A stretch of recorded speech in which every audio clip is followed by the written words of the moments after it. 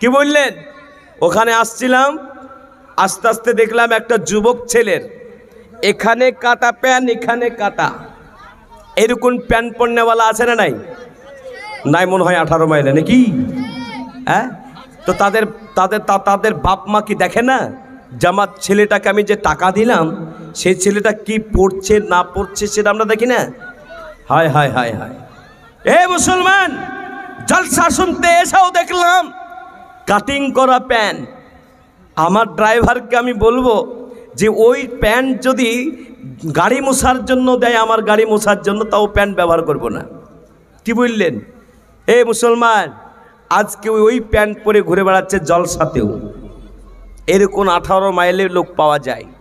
আল্লাহওয়ালা, আপনি সন্তানকে ভালো উপদেশ দান করুন, সন্তানকে ভালো পোশাক কিনে দিন, যেই পোশাকে আল্লাহ খুশি, রসুল মুহাম্মদ সাল্লাল্লাহু আলাইহি ওয়াসাল্লাম খুশি, সেই পোশাক পরার চেষ্টা করুন, পোশাক পরানোর চেষ্টা করুন।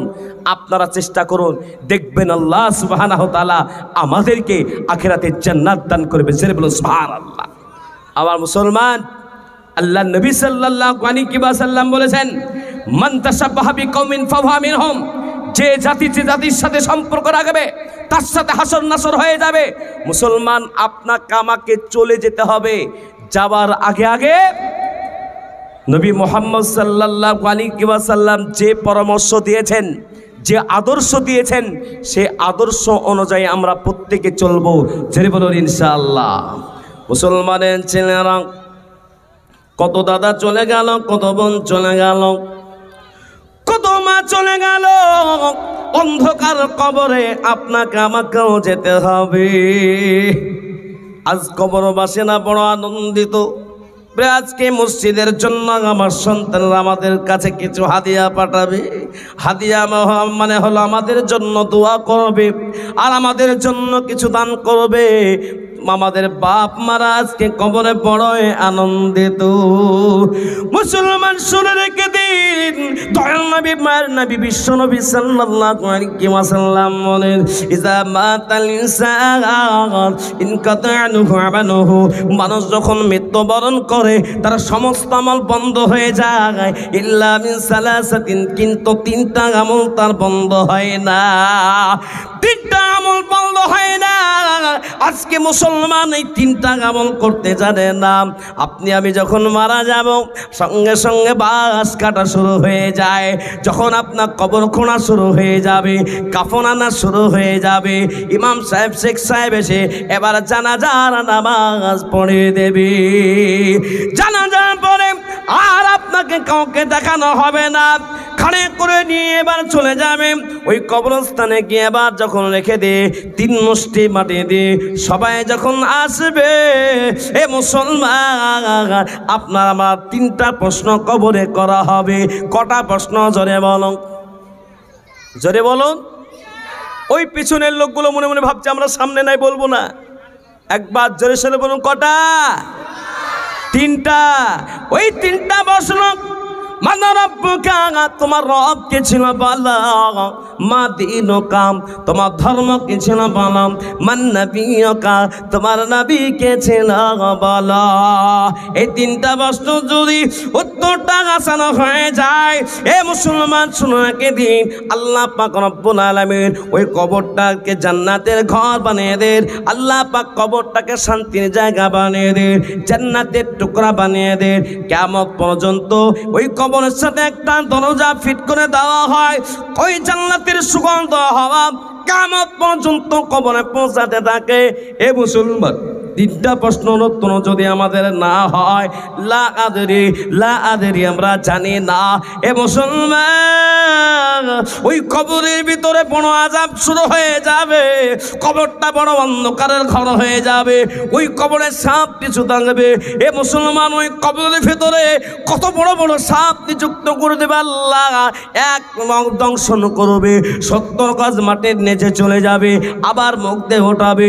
কিয়ামত পর্যন্ত জাহান্নামের বিছানা বিছিয়ে দিবে, জাহান্নামের পোশাক পরিয়ে দেবে, আর জাহান্নামের সাথে একটা গেট বানিয়ে দিবি।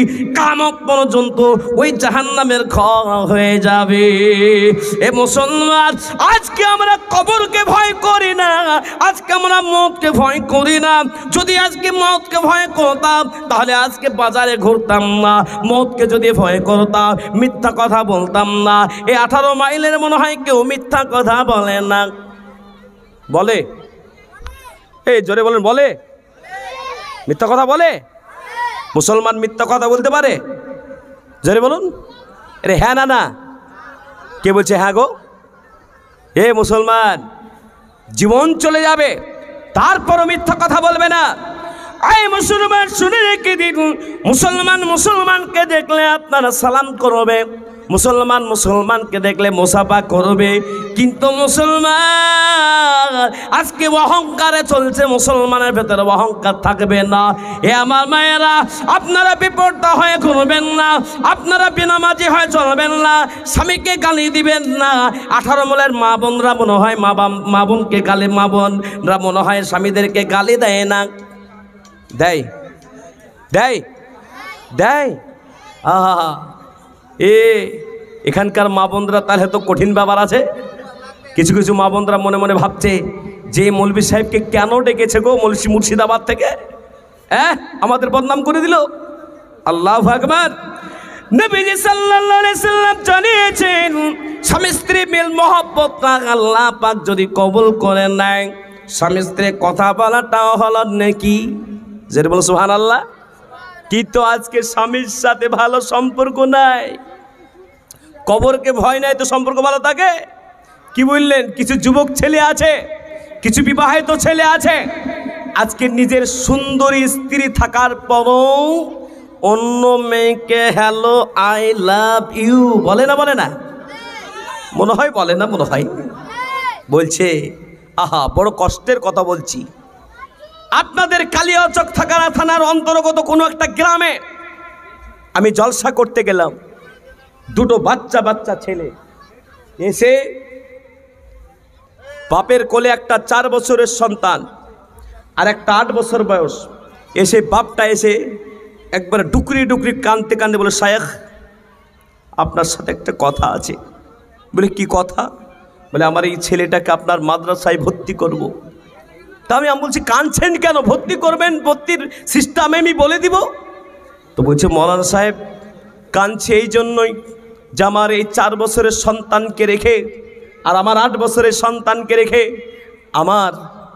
আমার বাড়িওয়ালি অর্থাৎ আমার স্ত্রী এক বিড়িওয়ালার সাথে পালিয়ে গিয়েছে। বুঝতে পারছেন তো? পর্দা না থাকার কারণে আর আমাদের মা বোনদের কাছে বড় বড় মোবাইল থাকার কারণে মা বোনরা মনে মনে বলছে যে এই মৌলবি আসার কারণে আমাদের সব শেষ হয়ে যাবে, মনে হয় মোবাইলগুলো শেষ হয়ে যাবে। এ মায়েরা, আজকে মৌলানা সাহেব শেখ সাহেবদেরকে দেখলে পর্দা, আর আজারে বাজারে যত জায়গায় যাবে আর পর্দার কোনো ব্যবস্থা নাই। ঠিক না শেখ সাহেব? কি বললেন? আজকে পর্দার খেয়াল করি না। আমার এক হযরত শেখ তিনি মানে একটা উদাহরণ দিয়েছিলেন। কি বললেন? এবার দুটো গরু নিয়ে একটা রাখাল বুঝেন তো আপনারা? রাখালটা হো হো করতে করতে দুটো গরু নিয়ে যাচ্ছে। আগেকার সময়তে কিন্তু পুকুরে গোসল করতো কিছু মহিলারা। একটা মহিলা নিজের বাচ্চাকে 6 বছর বয়স সেই বাচ্চাকে নিয়ে গোসল করতে গেছে। গোসল বুঝেন আপনারা? বুঝেন তো? 6 বছরের বাচ্চাকে বলছে, বেটা তুই উপরে দাঁড়া, যদি কোনো লোক আসে তাহলে আমাকে একটু করে দিবি, আমি যেন সতর্ক হয়ে যাই, আমি যেন কাপড়টা একবার গায়ে লাগিয়ে দিই। কি বললেন? দুটো গরু হো হো করতে করতে নিয়ে যাচ্ছে একটা রাখাল। তো 6 বছরের বাচ্চা বলছে, মা আসছে, তার মানে লোক আসছে। এইরকম করে কাপড়টা 12 হাত কাপড়ে তো আজকে মা বোনদের পিঠ ঢাকছে না, ঠিক না বেঠিক স্যার বলুন? এইরকম একবারে দিয়ে দেখছি যে বাবা দুটো গরু নিয়ে যেছে তো রাখাল। বেটা গেছে এক চড়, মা তুমি মারছো কেন? পাগলা কথাকার মারবো না, এটা তো রাখাল, এটা মানুষ নাকি? মানুষ আসলে বলেছি যে আমাকে একটু সতর্ক করবি, আমাকে একটু করবি, গলা খেকাড়ে দিবি। ভাই ঠিক আছে মা, তুমি গোসল করো, আমি পাড়ে বসছি। এবার বললেন বাচ্চা ছেলে তো ভাবলো যে দু পায়ে তো মানুষ হলো না, দেখছে একটা চার পায়ে একটা গাধা মাথা নিচু করে চলে আসছে। হতে পারে এইটাই মানুষ হতে পারে। মা আসছে, একবারে ঠেকে মেকের গুঁকে তাকিয়ে দেখছে ওর গাধা। উপরে এসে মা দু চর। মা তুমি মারছো কেন? আরে পাগল, এটা তো গাধা চার পাই। ও মা, আমি ভাবছিলাম দু পাই আগে মানুষ হলো না, এটা হতে পারে তাই বলে আমি হয়তো। চুপচাপ বস, লোক আসলে মানুষ আসলে বলবে, বাকে বলবি না। আমার ভাই মৌলবি সাহেবরা, মৌলবিরা যদি আপনার রাস্তা দিয়ে চলে কোনো কাজ ক্ষেত্রে, কিছু যুবক ভাইরা বলে আরে বাবা মৌলবি মনে হয় আজ ভালো করে খেয়েছে গো, কি বললেন? আর আস্তে যদি চলে, আমি এক মসজিদে থাকতাম প্রথম দিকে, তো জোরে খুব চালাচ্ছি, মানে 2 মিনিট